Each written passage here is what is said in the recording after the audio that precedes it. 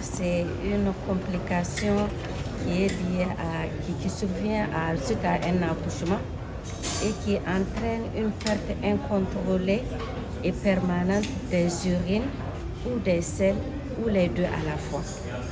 Donc c'est des femmes qui, après l'accouchement, elles perdent les urines à tout moment ou les selles. Il existe des fistules qui sont liées à l'accouchement.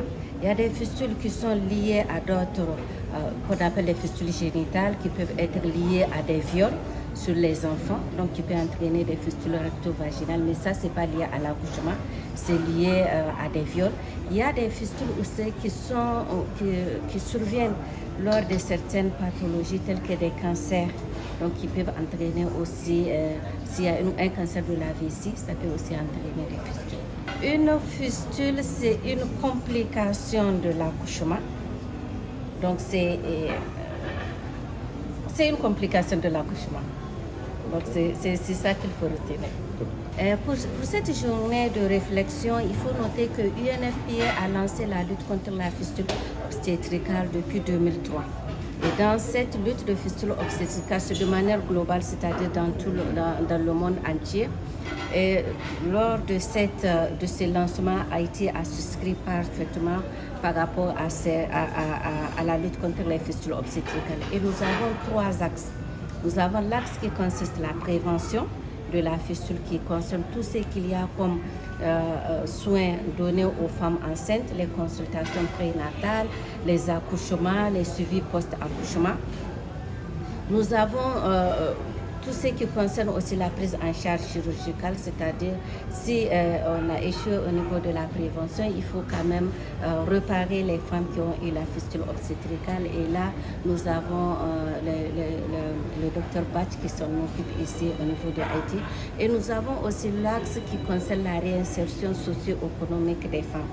Vous savez, c'est une maladie qu'on appelle une maladie de la honte, quelqu'un qui perd les urines à tout moment et à tout lieu, ce qui fait que socialement, c'est des gens qui sont rejetés.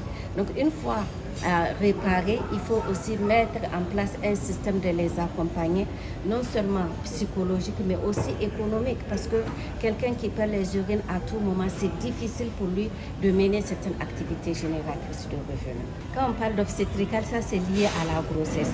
Mais à côté, on peut aussi avoir d'autres fistules qu'on appelle fistules génitales, qui peuvent survenir en cas de viol, surtout des viols d'enfants, des traumatismes au niveau du vagin ou de certaines maladies telles que des cancers de la vessie.